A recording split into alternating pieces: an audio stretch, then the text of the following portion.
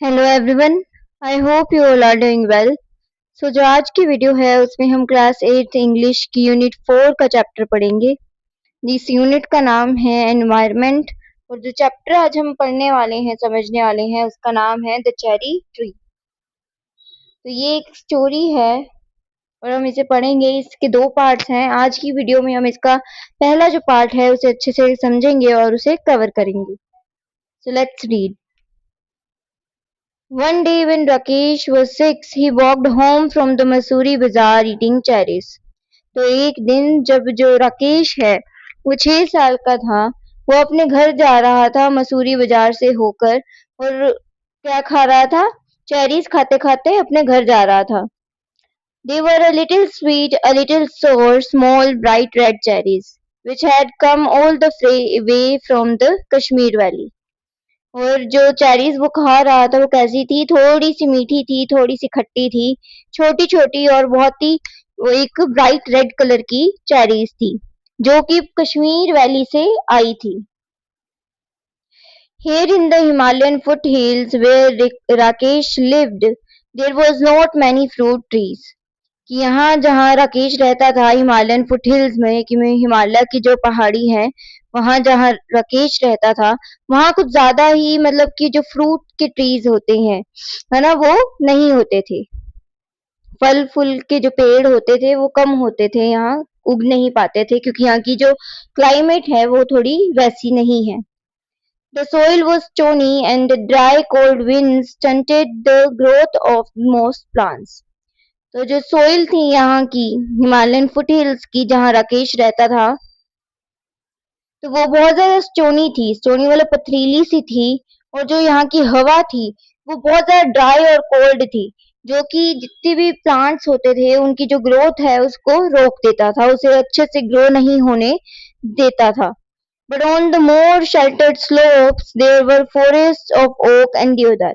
पर ऐसा नहीं है कि यहाँ बिल्कुल ही मतलब कि वो फॉरेस्ट नहीं उगते थे, ये प्लांट्स नहीं उगते थे।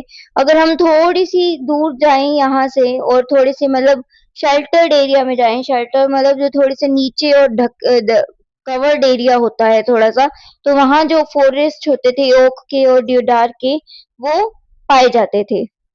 Rakesh lived with his grandfather on the outskirts of Mussoorie, just where the forest began.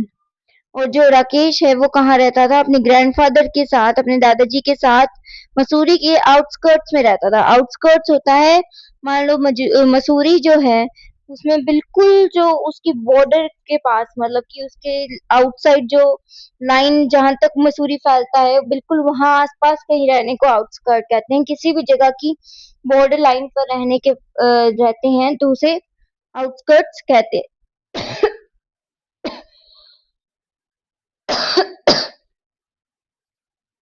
Sorry.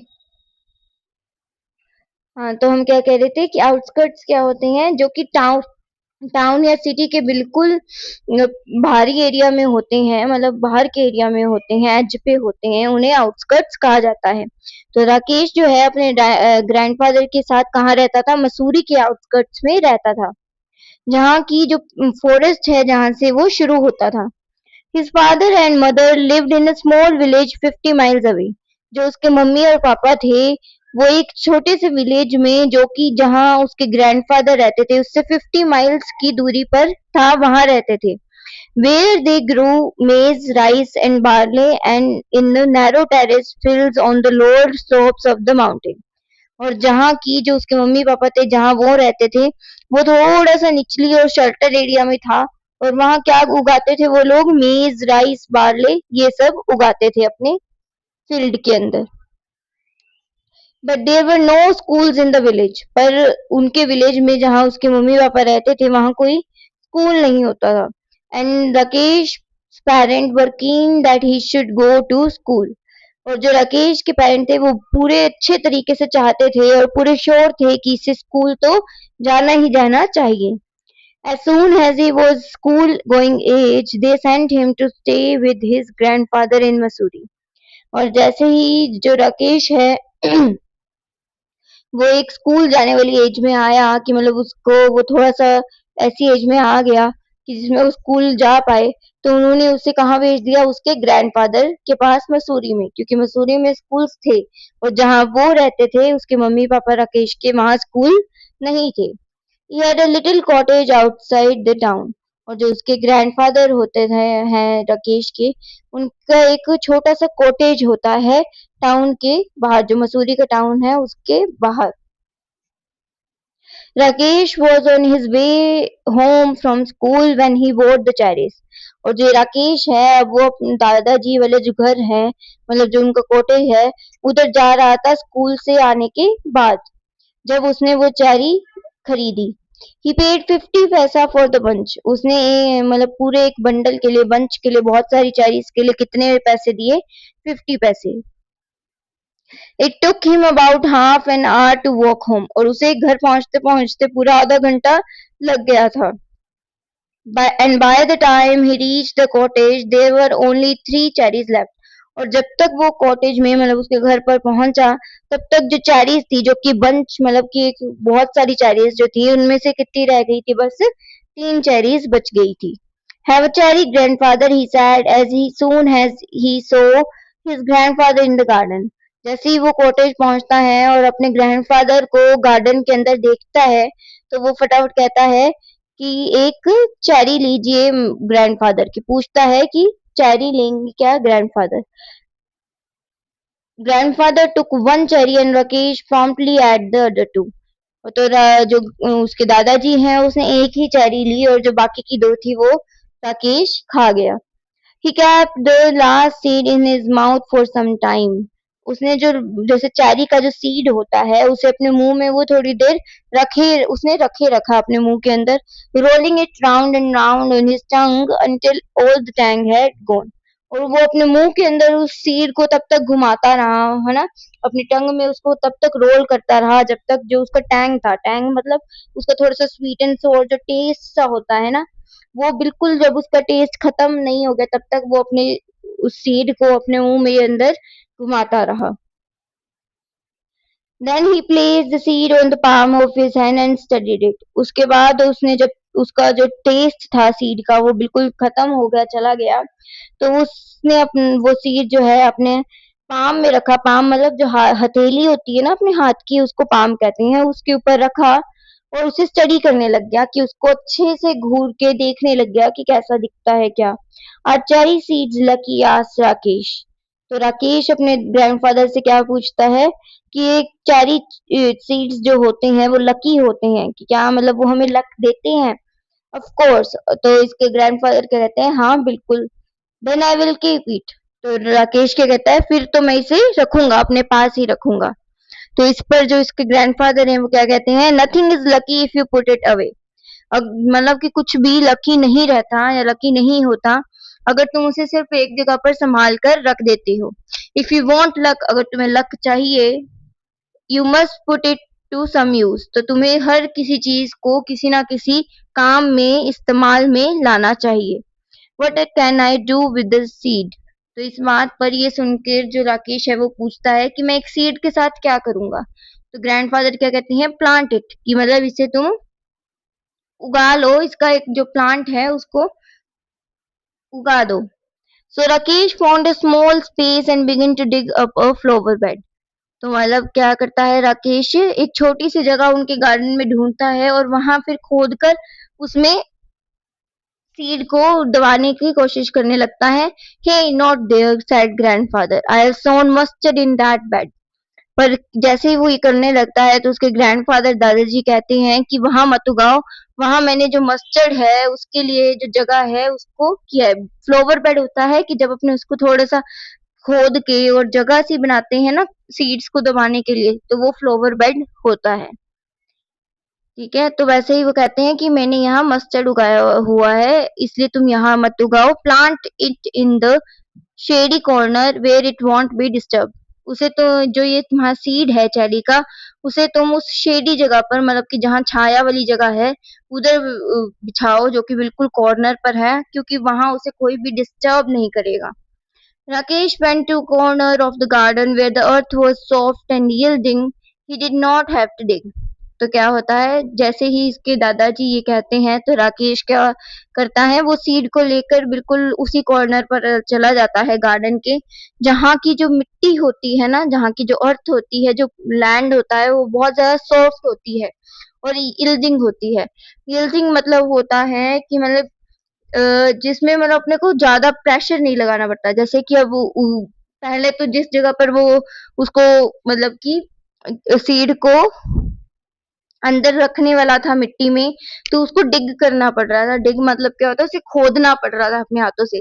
पर ये जगह बहुत ही सॉफ्ट थी और बहुत ज्यादा उस पे प्रेशर नहीं लगाना पड़ रहा था कि वो जो सीड है वो अपने आप ही जमीन में अंदर चला जाएगा, ऐसी सी जगह थी। He did not have to dig. यहाँ उसे खोदने की जरूरत नहीं थी। He pressed the seed into the soil with his thumb and it went right in. और उसने बस क्या किया, अपने जो थंब है, अपने अंगूठे से उस सीड को सोइल के अंदर दबा दिया और वो अपने आप तभी अंदर चला गया। इतनी सॉफ्ट और यील्डिंग वहां की सोइल थी। Then he had his lunch और उसके बाद वो अपना लंच करता है and ran off to play cricket with his friends। और क्या करता है, अपने दोस्तों के साथ क्रिकेट खेलने के लिए चला जाता है।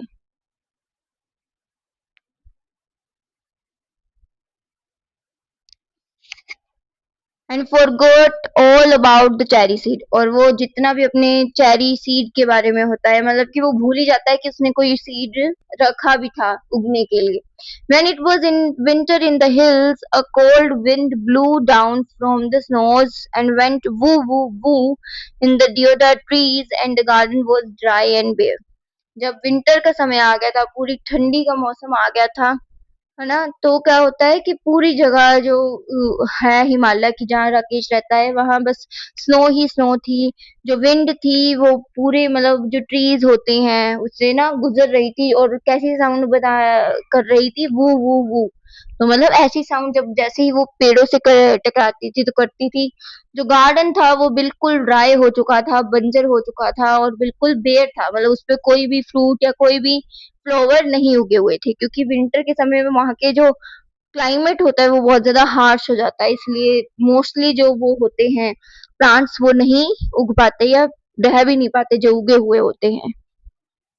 In the evenings, grandfather and Rakesh sat over a charcoal fire, and grandfather told Rakesh stories about people who turn into animals।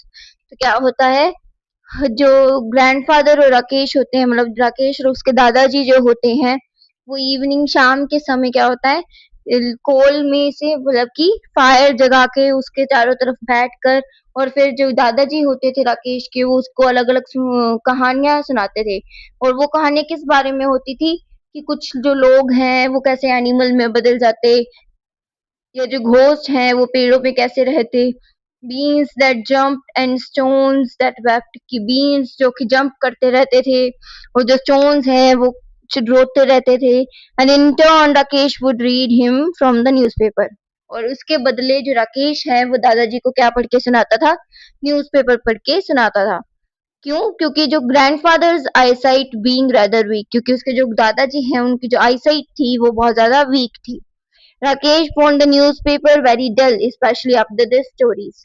कि जो राकेश है वो स्टोरी सुनने के बाद उसको जो न्यूज़पेपर पढ़ना था, रीड करना था, वो बहुत ज्यादा मुश्किल और बहुत ज्यादा बोरिंग लगता था, ठीक है।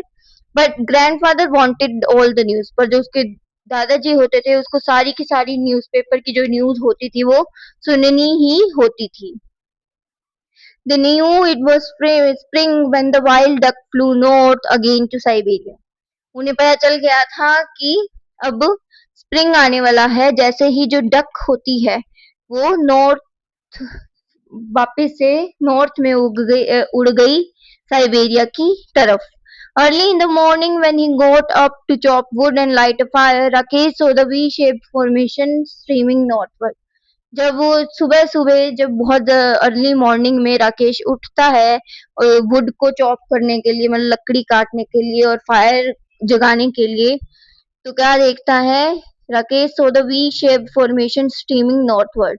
कि वी शेप मतलब कि वी शेप की एक स्ट्रीम जो होती है वो नॉर्थवर्ड डायरेक्शन में बह रही है। The calls of the birds carrying clearly through the thin mountain air, और जो बर्ड्स की आवाज है ना, वो क्या है, सारी जगह सुनाई दे रही है माउंटेन रेंज के अंदर। One morning in the garden he went to pick up what he thought was a small twig and found his surprise that it was well rooted. तो एक सुबह क्या होता है, वो गार्डन में झुकता है। एक ट्विग होती है, एक ब्रांच, छोटी सी बिल्कुल जो ब्रांच होती है ना, पेड़ की किसी की, उसको उसको ट्विग कहते हैं।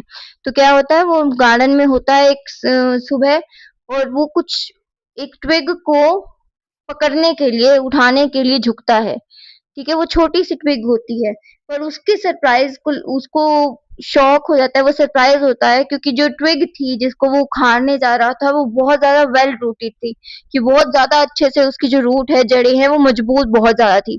ही stared at it for a moment, वो उस ट्विग की तरफ कुछ टाइम तक देखता है, then ran to fetch grandfather, और उसके बाद वो अपने फ्रेंड ग्रैंडफादर को बुलाने के लिए चला जाता है। कॉलिंग दादा come and look, the cherry tree has come up, और वो क्या चिल्लाते हुए जाता है कि वो अपने दादा को बुलाते हुए कहता है कि दादा आओ और देखो, जो चेरी ट्री मैंने उगाया था वो उग चुका है। What cherry tree? asked grandfather who had forgotten about it. तो अब उसको सुन के उसके जो दादाजी हैं वो पूछते हैं कि कौन सा चेरी ट्री, वो क्योंकि उसके बारे में भूल चुके होते हैं बिल्कुल। The seed we planted last year, look it's come up. फिर वो जो राकेश है वो दादाजी को बताते हुए कहता है कि वो वाला सीड जो मैंने लास्ट ईयर प्लांट किया था, वो देखो वो उग चुका है। Rakesh went down on his haunches while grandfather bent almost double and peered down at the tiny tree.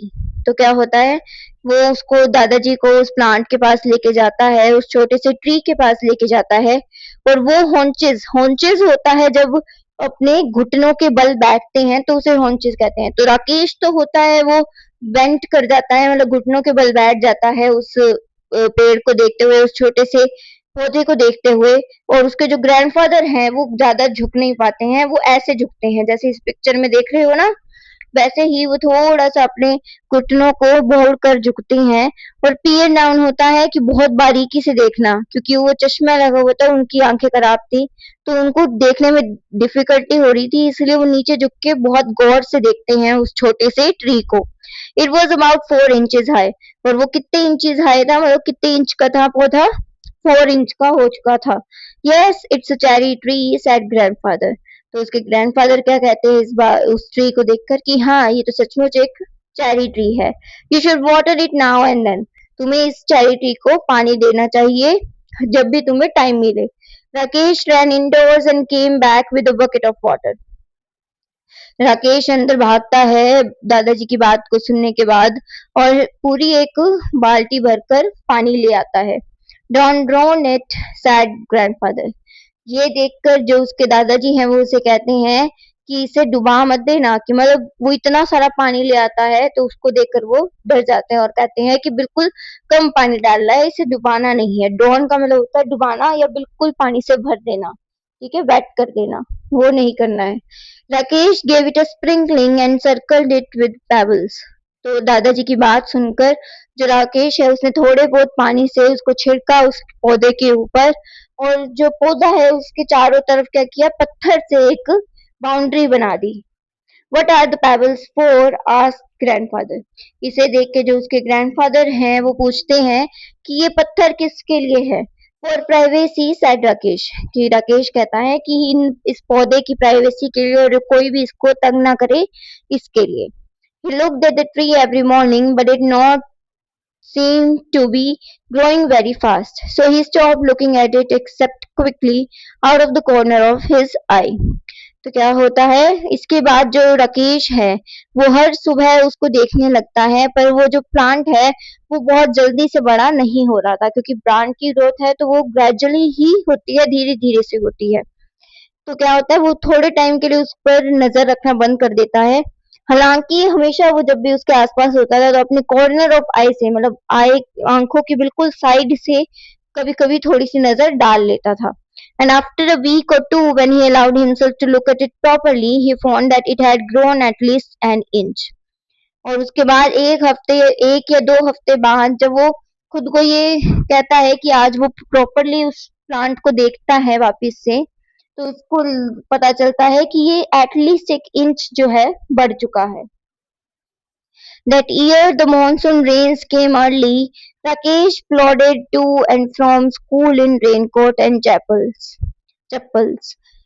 तो जो ये मॉनसून का समय था, वो जो मॉनसून होता है सावन का समय होता है, जो बारिश होती है सावन के मौसम की, वो इस बार जल्दी आ गई थी, मतलब उस साल में. और जो राकेश है वो स्कूल से आता जाता था, वो रेनकोट पहनकर और चप्पल पहनकर स्कूल से आता जाता था रेन के कारण. Ferns sprang from the trunks of trees, strange-looking lilies came up in the long grass, and even when it wasn't raining, the trees dripped and mist came curling up the valley. तो क्या बता रहे हैं कि rain का मौसम, मतलब कि चारों तरफ बारिश बारिश होती रहती थी, तो उससे जो वो प्लांट, जो ट्रीज होते थे, उनके ट्रंक्स में कुछ प्लांट्स, पत्तियां उग गई थी. फर्न्स क्या होते हैं? फर्न्स एक टाइप के प्लांट होते हैं जो कि जिसके अंदर कोई भी फ्लावर नहीं उगता, वो बिना फ्लावर वाले प्लांट्स होते हैं. वो एक तो वो उगने चालू हो गए थे, और कुछ अलग तरीके की लिलीज होती हैं, वो भी उगना चालू हो गई थी, जो ग्रास के अलोंग उगती थी. कि मतलब जो ग्रास होती है अपनी, उसके साथ साथ कुछ ऐसे स्ट्रेंज सी लिलीज भी उगने लग गई थी. And even when it wasn't raining the trees dripped.